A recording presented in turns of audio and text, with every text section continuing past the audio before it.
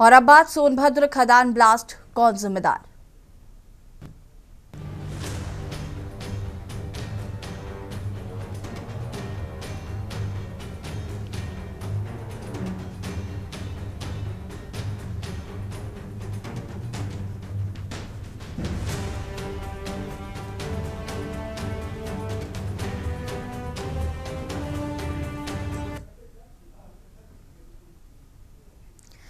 आज का मुद्दा एक हादसे का नहीं, एक पूरे खनन तंत्र की पोल खोलने का है। सोनभद्र की बिल्ली मारकुंडी खदान, जहां 3 दिन पहले जमीन का सीना फटा, पत्थर दर के पहाड़ टूटा और 7 मजदूर जिंदा दफन हो गए। 70 घंटे सोचिए, पूरे 70 घंटे तक एसडीआरएफ, एनडीआरएफ, पुलिस और जिला प्रशासन पत्थरों की उन परतों को हटाते रहे जहां इंसानों की सांसें दबकर खत्म हो गई। 7 शव मिले, 6 पहचाने जा चुके हैं, एक शव ऐसा की पहचान भी मुश्किल।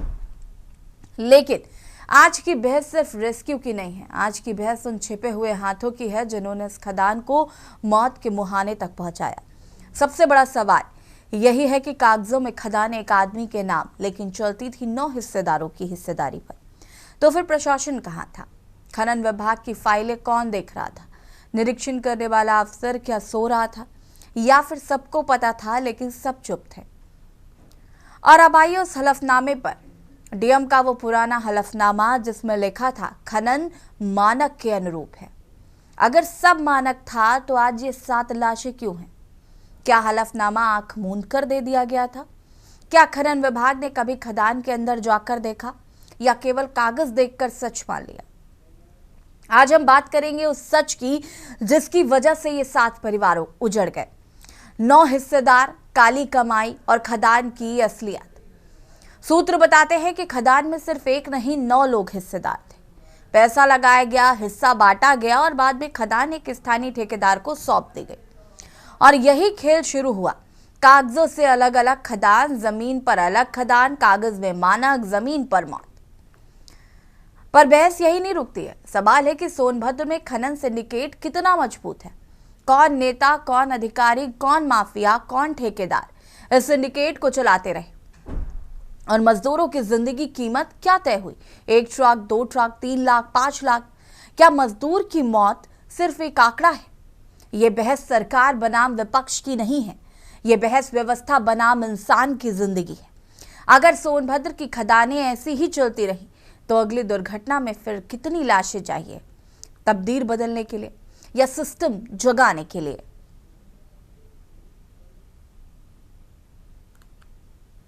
घटना दुर्भाग्यपूर्ण है, घटना दुखद है। देश के प्रधानमंत्री, मुख्यमंत्री ने अपनी संवेदना पूरे रखा है परिवार के साथ। माननीय मुख्यमंत्री, प्रधानमंत्री के निर्देश पर हम सब यहाँ मौके पहुँचा गया है। जो रेस्क्यू चल रहा है प्रयास, वो अच्छा है, सराहनीय है। और लगभग 500 मिल चुके हैं। संभावना भी 1 की और है, तलाश जारी है। अखिल शाह जी परिवार 5 लोगों का देहांत हुआ था, उनका पीएम हो चुका है, बॉडी में घर पर जा रही है। सरकार श्रम के साथ खड़ी है। अगर इसमें कोई डायरेक्ट इनडायरेक्ट दोषी होगा कार्रवाई की जाए। अभी हम सब लोगों की प्राथमिकता है, जैसा आप सब लोग जानते होंगे, प्रशासन के लोगों ने आप सब लोगों को अवगत कराया होगा कि अभी 6 बॉडी उसमें से मिली है। अभी हम लोगों का प्रयास है कि अभी भी अगर कोई मिस है तो उसको कैसे खोला जाए।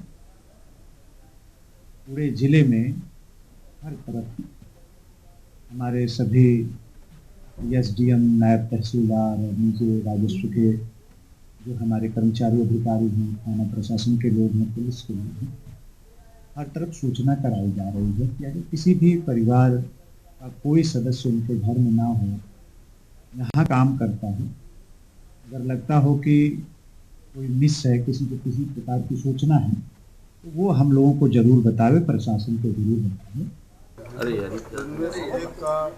अरे नीचे करिए यार, लगा तो सब गलत है।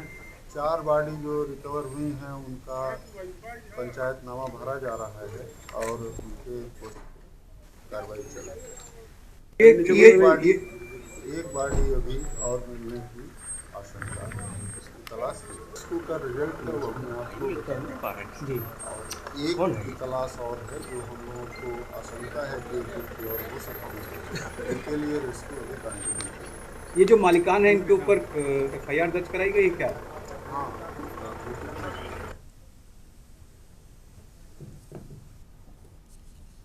कई सवाल इस घटना को लेकर खड़े होते हैं, जिसमें पहला तो यही सवाल है कि आखिर निरीक्षण वर्षों से क्यों नहीं हुआ। एक जिस तरीके से कहा गया कि ये टेंडर जो है वो किसी एक व्यक्ति के नाम पर था, लेकिन सूत्र बताते हैं कि यहाँ पर 9 हिस्सेदार थे। तो ये जो 9 हिस्सेदार हैं, इनको कब गिरफ्तार किया जाएगा? अवैध खनन पर प्रशासन अब तक चुप क्यों है? क्यों इस पर अभी तक कोई जवाब नहीं निकलकर सामने आया? हालांकि सोनभद्र खदान हादसे की बड़ी पड़ताल जारी है, इस पर लगातार जांच की जा रही है, लेकिन इन 7 मजदूरों की मौत ने सिस्टम पर कई सवाल खड़े कर दिए। डीएम का जो हलफनामा सामने आया, उस हलफनामे में था कि ये जो खनन है ये मानक के अनुरूप है, और अगर ये मानक के हिसाब से था तो फिर ये पहाड़ कैसे गिर गया? कई सवाल इसको लेकर खड़े हो रहे हैं। आज इसी पर बातचीत करेंगे। AK बियानी जी भूवैज्ञानिक हमारे साथ फोन लाइन पर जुड़ चुके हैं। AK बियानी जी, बहुत बहुत स्वागत है आपका। आज हम बात कर रहे हैं सोनभद्र में जिस तरीके से 7 मजदूरों की पहाड़ में दबकर मौत हो गई, और कई सारी चीजें इस पर निकल कर सामने आ रही हैं, और उससे भी ज्यादा सवालों के घेरे में जो डीएम का हलफनामा है, उस डीएम के हलफनामे में लिखा था कि ये जो खनन हो रहा है ये मानक के हिसाब से हो रहा है। मैं सबसे पहले तो आपसे समझना चाहती हूँ, ये मानक का हिसाब कौन सा होता है, कौन तय करता है, और अगर ये मानक के हिसाब से थी तो 7 मजदूरों की मौत कैसे हो गई? देखिए, जहाँ तक मानक की बात है, सबसे पहले जो खदान अलाट होती है या उसकी जो प्रोसेस स्टार्ट होती है, तो उसमें जिसको भी अलाट होती है उसको एनवायरमेंटल प्लान देना पड़ता है, माइनिंग प्लान देना पड़ता है।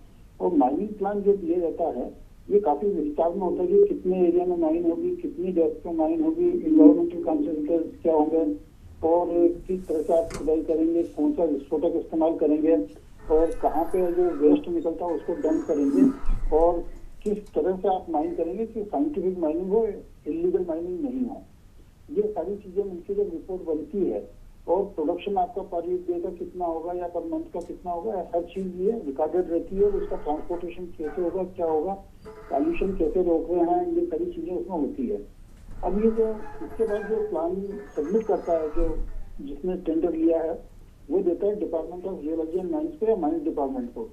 माइन डिपार्टमेंट फिर से एक बार उस प्लान की स्क्रूटनी करता है, और स्क्रूटनी करने के बाद अगर वो सेटिस्फाइड होता है तो वो माइन की लीज अलॉट कर देता है, और अगर वो सेटिस्फाइड नहीं है तो फिर से रिवाइज करने को कहता है, ताकि वो माइन जो है सिस्टमेटिक हो और साइंटिफिकली लॉजिकल हो। अब होता क्या है कि इसके बाद ये जो सारी जो प्रोसेस है, ये माइन ओनर, गवर्नमेंट ऑफिशियल्स, इनके बीच एक जो कड़ी बनती है, वो कड़ी हम सब लोग उससे अच्छी तरह से परिचित हैं कि वो कैसे काम करती है। और ये जब कड़ी बन जाती है तो बहुत सी चीजें इग्नोर होना शुरू हो जाती है, और इग्नोर होने का ही ये नतीजा है कि जो माइन, जैसा कि मैं देखा था कि 30 फीट तक के लिए नॉर्मली परमिसिबल है, अब 150 फीट गई है, और वो भी इस तरह के जो स्लोप है वो एकदम वर्टिकल है, और जो वहाँ की चट्टाने हैं वो इसमें दरारें काफी है। तो ऐसी स्थिति में जो फेस, जैसे माइनिंग फेस जिससे काम हो रहा है, उसका गिरना लाजमी हो जाता है, या वो ऐसा लगता है कि वो कभी भी गिर सकता है। तो ऐसी स्थिति के अलावा जब भी माइन चलती है तो उसका लगातार इंस्पेक्शन होता रहता है गवर्नमेंट के ऑफिसर्स की तरफ से। जो माइनिंग इंस्पेक्टर है या माइनिंग ऑफिसर्स हैं, वो इंस्पेक्ट करते रहते हैं, और टाइम टू टाइम वो इंस्ट्रक्शन देते हैं कि कहाँ पे आप माइन करेंगे, कहाँ पे नहीं करेंगे। एक बियानी जी, इसका मतलब आप ये इससे साफ तौर पर हम इससे ऐसे समझ सकते हैं ना कि जो डीएम का हलफनामा रहा वो पहले का था, वहां पर जाकर जांच करनी समय समय पर जरूरी थी, जिसको ध्यान देना चाहिए था, लेकिन ऐसा नहीं किया गया। लेकिन डीएम का जहाँ तक बात है, डीएम उतना ज्यादा इन्वॉल्व नहीं था जितना माइनिंग डिपार्टमेंट होता है। और माइनिंग डिपार्टमेंट की बेसिक जिम्मेदारी होती है कि उसको चेक करे, और माइनिंग डिपार्टमेंट की रिपोर्ट की बेसिस पे शायद डीएम ने हलफनामा दिया होगा। तो इसके लिए बेसिकली तो वो ऑफिसर रिस्पॉन्सिबल है जिन्होंने माइनिंग प्लान अप्रूव करा, जिसके बाद वो इंस्पेक्शन करा होगा, वो या जिसको वो माइन इंस्पेक्शन के लिए अलॉट की होगी, ये सब लोग रिस्पॉन्सिबल है। इसके बाद कहीं डीएम का नंबर आता है या पुलिस का नंबर आता है, नहीं तो वो डीएम भी जो है इन्हीं पर डिपेंडेंट रहते हैं। जी बिल्कुल। एक बयानी जी, देखिए कई और सवाल इसको लेकर खड़े हो रहे हैं। खनन किसी एक के नाम पर था, लेकिन उसमें 9 हिस्सेदार निकल कर सामने आ रहे हैं। अब 9 लोगों पर तो क्या 9 लोगों पर और जो 9 लोग इस पर रिस्पॉन्सिबल है उन पर कार्रवाई नहीं होनी चाहिए? देखिए, जो भी इसमें जिम्मेदार थे या जिनके जो भी खनन के पार्टनर थे, वो सारे के सारे लाइबल होते हैं। पर अगर अलॉटमेंट किसी एक के नाम पे हुआ है और अगर वो ये बाकी चीज को दबा के रखता है कि कितने इसमें आगे जाके पार्टनर होंगे, तो बेसिकली रिस्पॉन्सिबिलिटी तो उसकी बनती है जिसने इसका लीज ली, माइन लीज ली है, और उसने कितने साल की माइन लीज ली है ये भी इम्पोर्टेंट होता है। और वो कैसे कैसे माइन, और हर साल उसको रिपोर्ट भी देना पड़ती है, कितना प्रोडक्शन हुआ, कितना गवर्नमेंट को टैक्स दिया गया, कैसे ट्रांसपोर्टेशन हुआ, ये सारी चीज उसको देना पड़ती है। तो फिलहाल अगर उसमें दूसरे लोगों का नाम नहीं है, तो जो माइन ओनर है वो उसकी बेसिक रिस्पॉन्सिबिलिटी हो जाती है कि इसको जो है जो भी प्रॉब्लम आया है उसके लिए वो पूरी तरह से वो जिम्मेदार हो जाता है। जी एक बयानी जी, एक सवाल में ना ये भी है, बहुत लंबे समय से हम देख रहे हैं खनन का काम होता है, कई लोग लाइसेंस के साथ करते हैं, तमाम चीज़ें होती हैं, लेकिन कई बार हमने देखा है कि जैसे कि आप खुद भी कह रहे हैं कि खनन लोग उसको फिर जो एक दायरा होता है उस दायरे को क्रॉस करते हुए चले जाते हैं। इसका कोई क्या परमानेंट सोल्यूशन नहीं है? क्योंकि ऐसे बहुत मामले सामने आए हैं जहाँ पर इस तरीके की घटनाएं घटी हैं। क्या मजदूरों की जिंदगी को जिंदगी नहीं समझते हैं लोग? देखिए, जब भी इस तरह की दुर्घटना होती है तो उसमें मोस्टली मजदूर ही इन्वॉल्व होते हैं, उन्हीं की डेथ होती है, वही घायल होते हैं। कोई बड़ा ऑफिसर इन्वॉल्व नहीं होता, ना वो घायल होता है। अब सवाल ये कि मजदूरों को तो ऐसा है कि उनको कॉम्पनसेशन देके उनको थोड़ी देर के लिए शांत करा जा सकता है, परंतु जो रिस्पॉन्सिबिलिटी होती है वो कोई कम नहीं होती। जिन भी ऑफिसर ने उसको अलाउ करा है, जो भी उसके लिए मॉनिटरिंग के लिए जिम्मेदार है, उनकी रिस्पॉन्सिबिलिटी इतनी होती है। और ये पूरे भारत में हो रहा है, कोई ये सोनभद्र में ही हो रहा है ऐसा नहीं है। थोड़े दिनों पहले वहाँ पे धनबाद में भी हुआ था। वो तो खनन माफिया वहाँ पे जो काम करते हैं वो क्या रूल्स रेगुलेशन फॉलो करते हैं ये सबको मालूम है, और कैसे वो खनन करते हैं, कैसे वो ट्रांसपोर्टेशन करते हैं, ये सब एक पूरा का पूरा सिस्टम बन जाता है। और वो सिस्टम जो है एक दूसरे की हेल्प करते हुए वो आगे चलता है। तो ऐसी स्थिति में जो मजदूरों को नुकसान होता है, इसके लिए जैसे अब उनकी यूनियन भी होती है, पर यूनियन ऐसे मामलों में चुप रहती है कि क्या लीगल हो रहा है, क्या इलीगल हो रहा है। तो ये सबकी एक सामूहिक जिम्मेदारी बनती है, परंतु प्रशासन की जिम्मेदारी ज्यादा हो जाती है कि वो इन चीजों को रोक क्यों नहीं पाता है। जी ठीक है कि बयानी जी, आप हमारे साथ बने रहिएगा, आपसे और भी इस पर बातचीत करेंगे। उससे पहले दर्शकों को बता देते हैं कि सोनभद्र खदान ब्लास्ट पे बहुत सारी चीज़ें निकलकर सामने आ रही हैं कि जिस तरीके से राजनीतिक संरक्षण क्या प्राप्त था, इसे एडीएम एसडीएम जवाब क्यों नहीं दे रहे हैं, स्थानीय पुलिस को कितना पता था इस संचालन के बारे में। और हम चर्चा इसी पर कर रहे हैं। श्याम सलोरे वशिष्ठ बीजेपी प्रवक्ता हमारे साथ जुड़े गए हैं, आनंद राय सपा नेता हमारे साथ जुड़ चुके हैं, आशुतोष दुबे कांग्रेस नेता हमारे साथ जुड़ चुके हैं, आलोकपति तिवारी संवाददाता सोनभद्र से हमारे साथ जुड़ चुके हैं। आप सभी की बहुत बहुत स्वागत है। आलोकपति तिवारी, अगर हम बात करें इस मामले में अभी तक क्या कुछ अपडेट है? जी, अभी रेस्क्यू खत्म नहीं हुआ है, अभी रेस्क्यू लगातार जारी है। आपको बता दें कि लगातार ये रेस्क्यू यानी अभी जारी है, लेकिन 7 मौत की भी अभी पुष्टि हो पाई है। जबकि आपको बता दें कि वहां पर 9 ड्रिल चल रहा था, और 9 ड्रिल में यानी प्रत्येक ड्रिल मशीन के साथ 2 लोग होते हैं, और जिसमें अब तक 7 ही शव वहां से बरामद किया गया है। यानी ये कहा जा सकता है कि अभी बाकी लोग भी उसमें दबे हैं, क्योंकि उनके परिवार के लोग वहां पे खड़े हैं, बेसब्री से इंतजार कर रहे हैं कि कब मेरे घर का जो लापता है वो कब मिल जाए। सबसे बड़ी बात है कि यहाँ पे बिरसा मुंडा का 150वीं जयंती मनाई जा रही थी, जिसमें मुख्यमंत्री सोनभद्र जनजातीय गौरव दिवस के मौके पर आए हुए थे। जैसे ही मुख्यमंत्री यहाँ से गए, तुरंत इसके बाद वहां सब बहुत बड़ा खनन हादसा हो गया, जिसमें अब तक 7 मजदूरों की मौत हो चुकी है। आपको बता दें कि सबसे बड़ा सवाल यह उठ रहा है कि जब मुख्यमंत्री के आने की सूचना पर खनन पूरे फील्ड में बंद था, तो यह खनन यानी ये खनन हो कैसे रहा था, संचालित कैसे हो रहा था, यह भी सबसे बड़ा सवाल है। और यहाँ पर बता दें कि अधिकारियों का लगातार दौरा जारी है, और कोई भी यानी कार्यवाही क्या कार्यवाही होगा, कब कार्यवाही होगा, यह बात कहने से बच रहे हैं। लेकिन कल कैबिनेट मंत्री अनिल राजभर आए थे, उनके द्वारा कहा गया है कि जो भी इसमें दोषी पाया जाएगा उसके ऊपर सख्त कार्रवाई की जाएगी। जी ठीक है। श्याम सलोनी वशिष्ठ जी, कई सवाल हैं कि अगर सब कुछ मानक था तो 7 मजदूर मर कैसे गए? क्या खनन सिंडिकेट और अफसर जो है और ठेकेदार सफेद जो पोस्ट जो है वो उनका गठजोड़ चल रहा है यहाँ पे? यशी जी, सबसे पहले तो जो भी मृतक है मैं उनके प्रति अपनी संवेदना व्यक्त करता हूँ। ईश्वर उनको सदगति दे, अपने चरणों में स्थान दे। दूसरी बात यशी जी, जो भी इसमें दोषी होंगे, क्योंकि दोषी तो 100% इसमें पाए जाएंगे, जो भी दोषी होंगे हमारे प्रभारी मंत्री सोनभद्र जी ने भी कहा है, कैबिनेट मंत्री ने भी कहा है, और पूरी यूपी सरकार इस चीज के लिए पाई जाती है कि यदि कोई दोषी होगा तो वो कितना भी ताकतवर हो, कितने भी उसके पहुंच के हाथ हो, कितने भी ऊपर तक जाए, वो बचेगा नहीं। थोड़ा विलंब हो रहा है क्योंकि कोई निर्दोष ना फंस जाए उन दोषियों के कारण। ये दोषी लोग जो बाहुबली जो होते हैं। ठीक है श्याम सलोनी जी, चूंकि आप निर्दोषों की बात कर रहे हैं तो मैं आपसे जरा एक परिभाषा जानना चाहती हूँ। निर्दोष कौन है? वो 9 लोग जो पर्दे के पीछे हैं वो आपकी नजर में निर्दोष है क्या? उन पर कार्रवाई होगी या नहीं होगी? जो 9 हिस्सेदार, एक खदान, एक व्यक्ति के नाम, और उसके बाद पता चलता है कि इसके तो 9 हिस्सेदार भी हैं जो कि कागज में भी नहीं है, तो ये जो 9 हैं ये आपकी नजर में निर्दोष हैं क्या? यशी जी, ये 9 निर्दोष नहीं है, लेकिन इन 9 ने भी अपने कोई और हुक्मरान, अपने कोई और ऐसे शागिर्द रख लिए हों जो इस काम को देखते हों, और ये उन पर न डाल दें पूरा कारोबार की साहब ये लोग थे, हम तो इसमें है ही नहीं, तो वो निर्दोष ना फंस जाए। मेरा मतलब ये, वो जो इसमें भागीदार हैं, क्योंकि कानूनन तो एक व्यक्ति के नाम से जो भी एग्रीमेंट है वो एक व्यक्ति के नाम से है, लेकिन वो होता क्या है उसमें कई लोग पीछे से इन्वॉल्व हो जाते हैं कि भाई हमारा इतने % का पार्टनरशिप, ये हर जगह पे ये चलता है, पार्टनरशिप ले ली जाती है और वो रिकॉर्ड में नहीं आती है, उनके अलग से डील हो जाती है। श्याम सलोनी जी, इसीलिए श्याम जी रुकिए 1 मिनट, एक और फटाफट मुझे जवाब दीजिएगा कि खनन विभाग किसके दबाव में था? ये जो मानक के हिसाब से ये खदान चल रही थी, ये सर्टिफिकेट देने वाले कौन से दबाव में चल रहे थे?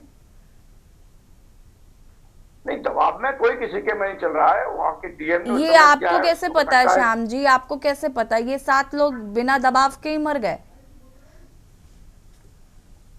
नहीं, ये देखिए, ये जांच का विषय है ना, मैंने अभी आपको कहा, ये पे जांच होगी, ये कैसे हुआ आपका, कहाँ कमियां आई, किसकी वजह से कमियां आई, क्या इसमें ऐसा कारण हुआ कि किस मानक को छोड़ करके, और क्या कारण है कि सुरक्षा की दृष्टि को नहीं अपनाया गया, उपकरण क्यों नहीं लिए गए, कितनी दूरी तय होनी चाहिए, ये सब अब जांच में सामने आएगा। जो भी दोषी हैं ये निश्चित मान लीजिए वो दोषी बख्शे नहीं चलिए ठीक है, आनंद राय जी का रुख करेंगे, उसके बाद आशुतोष दुबे जी का। आप सुबह हमारे साथ बने रहिएगा, चर्चा को आगे बढ़ाएंगे और बात कर रहे हैं। रेस्क्यू जरूर खत्म हो गया लेकिन सवालों का पहाड़ जारी है। रुकेंगे एक छोटे से ब्रेक के लिए, चल हाजिर होते हैं। आप देख रहे हैं के न्यूज, खबरों का सारथी।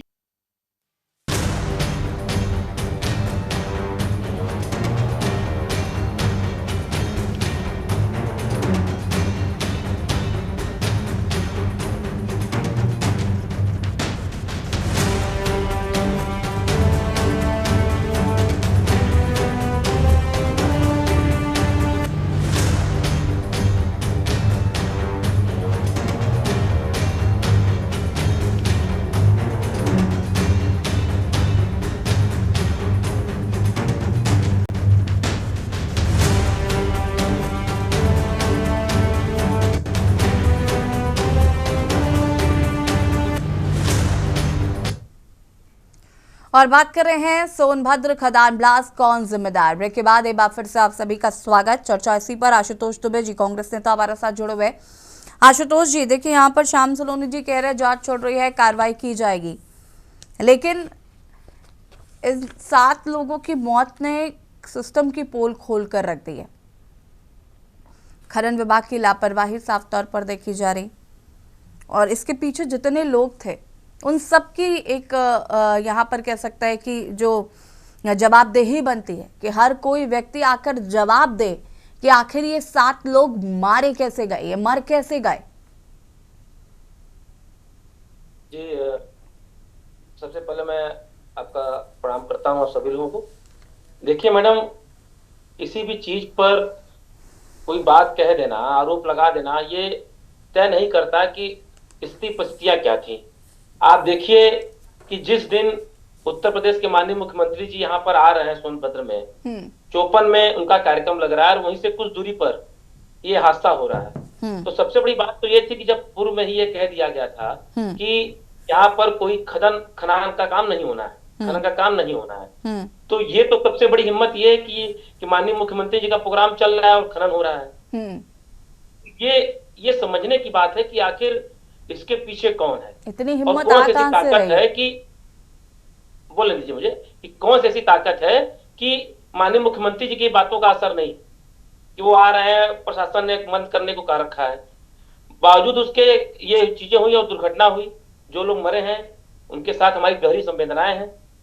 लेकिन किसी भी व्यक्ति को कुछ दे देना वो कुछ समय के लिए तो चलता है, लेकिन जो परिवार आज जिस मुसीबत को झेल रहा है, जो परिस्थितियां उसके परिवार की हो रही हैं, उसका जीवन, उस महिला का सोचिए जिसका वो पति है, उस बच्चे का सोचिए जिसका वो पिता है, उस बाप का सोचिए जिसका वो बेटा है। इस पर बात होनी चाहिए कि उसका जीव को यापन कैसे चलेगा। हम लोग गए थे, हम जिला अध्यक्ष के साथ में हमारे गए थे रामराज जी गौड़, वहां से विधानसभा के प्रत्याशी भी रहे उभरा के, हम लोग उनके साथ वहां गए भी थे, लेकिन पूरे एरिया को बैरिकेडिंग कर रखा गया था कि किसी को अंदर नहीं जाना है। हम लोगों ने यह भी कहा कि आप माननीय जिला अध्यक्ष जी को भेज दीजिए, हमारे पार्टी के जिला अध्यक्ष हैं, विधानसभा के प्रत्याशी उभरा के रहे हैं, उन्हीं विधानसभा का मामला है, उसमें कुछ हमारे आदिवासी भाई भी जो है हताहत हुए हैं, तो हमारे जिला अध्यक्ष भी आदिवासी हैं, से आते हैं जो है, तो लेकिन नहीं जाने दिया गया। आखिर क्यों नहीं जाने दिया गया? हम तो ये भी कहेंगे कि अकेले इनको भेज दीजिए। सरकार के लोग आ रहे हैं, वो लोग जो है 10-10, 20 संख्या में चले जा रहे हैं, तो अगर अन्य लोग चले जाएंगे 1 की संख्या में, 2 की संख्या में, तो क्या नुकसान हो जाएगा? तो देखिए सवालिया निशान तो उड़ता है। जहां तक बात यह है कि जो है टेंडर हुआ, तो टेंडर जिसके नाम से हुआ उस व्यक्ति का नाम आना चाहिए। साथ में टेंडर के क्राइटेरिया क्या है, खदान की गहराई कितनी होनी चाहिए, मानक क्या है, वो हेलमेट लगाए हैं कि नहीं लगाए हैं, सेफ्टी बेल्ट उन्होंने यूज किया है पूरी होने किया दो है? दुबे जी जांच पूरी होने तो जांच का इंतजार करो। भाई साहब जांच पूरी, ऐसा मेरी बात सरकार पर ना लगाइए। भाई साहब सुनने की भी कोशिश करिए, सुनना भी चाहिए, की जा रही है, सुनना भी कहा जाता है। ठीक है, आनंद राय जी सपा नेता हमारे साथ जुड़े हुए। आनंद जी क्या कुछ कहना है इस पूरे प्रकरण पर? बीच में बोलने से बातें सही नहीं हो जाती हैं। ठीक है, रुक जाइए, आशुतोष दुबे जी रुकिएगा जरा। आनंद राय जी सपा नेता, ठीक है। आनंद जी, राजनीति की बात नहीं हो रही है, यहाँ राजनीति नहीं हो रही है, आप बात कर रहे हैं। श्याम सलोने, वशिष्ठ जी, मैं आपको कितनी बार मना कर चुकी हूँ कि बीच में इंटरप्ट मत किया करिए। आपने बोला हमने maintain the decorum of the debate please. मैं आरोप नहीं लगा रहा हूँ, मैंने ये कहा कि वो जनप्रतिनिधि, वो भी जनप्रतिनिधि के लिए चुनाव लड़े थे, वो जा तो सकते थे। सवाल तो उठेंगे ही ना, सवाल तो पूछे ही जाएंगे। जांच का इंतजार तो हम कर ही रहे, देखते हैं जांच में कितनी कार्रवाई हो जाती है, कितने बड़े नाम आते हैं जांच में, वो तो हम देख लेंगे। आशुतोष दुबे जी 1 सेकेंड रुक जाइए, एक और नेता हमारे साथ जुड़े हुए, उनका भी सुन लेते हैं जरा। आनंद राय जी, सर्वप्रथम मैं यही कहना चाहता हूं कि खनन विभाग इतना भ्रष्ट विभाग कोई नहीं है। वहां सिपाही से लेके, खनन अधिकारी से लेके और इंस्पेक्टर, वो सबका महीना बना रहता है। अगर एक खदान कोई चला रहा छोटे छोटा तो 5 लाख रुपया उसके ऊपर से खर्चा होता है। ठेकेदारों की सारी गलतियां नहीं होती हैं। वो आखिरकार जब कमाएगा नहीं तो देगा कहां से? प्रेशर होते हैं और इनके पास असीमित पावर होता है खनन विभाग के पास। वो जब चाहे, जिस मिनट, जिस घंटे चाहे खदान को सीज कर सकता है। तो जो टेंडर, जो ठेकेदार होते हैं, बड़ी जानकारी है आनंद जी आपको। टेंडर तो ले लेते हैं, लेकिन उनकी खाना पूर्ति के लिए वो गलत सलत काम करके उनके महीने की व्यवस्था करते हैं। तो इसमें अधिकारी भी सहयोग करते हैं तो प्रशासन शासन ये सब संलिप्त रहता है। और अगर आपने पैसे नहीं दिए तो लखनऊ से टीम बुला के खदान को सीज किया जाता है और उसका 50 लाख का नुकसान हुआ चाहे 1 करोड़ का नुकसान हुआ, इससे किसी से मतलब नहीं है। तो देखिए पहली बात तो ऊपर से नीचे तक इसमें गजन जांच होनी चाहिए, जांच होनी चाहिए। इसमें दोषी कह तो रहा हूं प्रशासन और शासन के लोग निकलेंगे ज्यादा। ठेकेदारों की तो गलती है, मान लीजिए उनको ज्यादा पैसा चाहिए और ज्यादा महीने का पहुंचाना है। जिस थाने के आसपास से गाड़ियां गुजरती हैं वो गाड़ियों तक से पैसा वसूली का काम किया जाता है, खुला जलता है। इस पे कभी भी शासन प्रशासन योगी आदित्यनाथ जी की जीरो टॉलरेंस नहीं पहुंच पाती है। और ये आनंद जी बहुत माफी चाहूंगी, आज मेरे पास वक्त की थोड़ी कमी है। सुनील त्रिपाठी जी सोशल एक्टिविस्ट हमारे साथ जुड़े हुए। सुनील जी फटाफट अपनी बात को पूरा कर सकते हैं, आप रुक जाइएगा। आनंद जी माफी चाहूंगी मैं। सुनील जी मैडम, इस न्यूज चैनल पे मुझे वो जो है जुड़ने का मतलब कि आप लोगों के द्वारा सौभाग्य प्राप्त हुआ है। समय आपके द्वारा कम है, लेकिन फिर मैं बताना चाहता हूं कि सोनभद्र और अवैध खनन इसमें जो है एक चोली दामन का संबंध है। ठीक है, चाहे वो सपा की सरकार रही हो, बसपा की सरकार रही हो, वर्तमान में भाजपा की सरकार हो, अवैध खनन यहाँ एक दस्तूर बन चुका है। मौतें होती हैं, खनन होता है, मौतें होती हैं, जांच होगी, जांच होगी, जांच होगी, फिर पर्दे डाल दिए जाते हैं। 27 फरवरी 2012 को खदान धस की बिल्ली मारकुंडी में, जिसमें 1 दर्जन से अधिक लोग जो है मरे, शासन प्रशासन लीपापोती करके सपा की सरकार थी, उसको जो है इन लोगों ने पूरा माइनिंग को पटवा के 2-4 लोगों को मृत दिखाया। इसके बाद चला कि मैं लिखा, जांच मिली, यहाँ का जो डीएफओ था 49 दिन नया आए थे। 12 सितंबर 2012 को ऑन पेपर में बोल रहा हूँ, 12 सितंबर 2012 को माननीय मुख्यमंत्री की अध्यक्षता में बैठक होती है जिसमें प्रमुख सचिव प्रतिभाग करते हैं और पूर्व मुख्यमंत्री श्री अखिलेश यादव जी के द्वारा मौखिक रूप से यह दिशा निर्देश दिया जाता है, जिसका पत्र मेरे पास वर्तमान में मौजूद है कि आप लोग जाके सोनभद्र के अब खनन को शुरू करा दीजिए। उन्होंने कहा कि सर 10,122 बीघे 16 डिस्ट्रिक्ट में अवैध खनन हो चुका है सोनभद्र में, जिसकी क्षतिपूर्ति 22 खरब 19 अरब रुपए है। तो क्या संभव है कि वहां खनन कराया जा सके? और जबकि तत्कालीन जिलाध्यक्ष याद अगर सही है तो श्री सुहास सिलवाई जी उस समय जिलाधिकारी थे। सुनील जी देखिए माफ कीजिएगा, हमारे पास चूंकि वक्त की कमी है, हम उम्मीद करते हैं कि इस मुद्दे पर गंभीर जांच होगी। और माफी चाहूंगी आप सभी से, बहुत बहुत शुक्रिया चर्चा में शामिल होने के लिए। और मुद्दे की बात पे बात कर रहे थे सोनभद्र खदान ब्लास्ट, कौन जिम्मेदार? फिलहाल इस पर जांच की जा रही है, लेकिन सवाल कई हैं। खास रिपोर्ट पे फिलहाल इतना ही। देखते रहिए के न्यूज़ इंडिया। नमस्कार।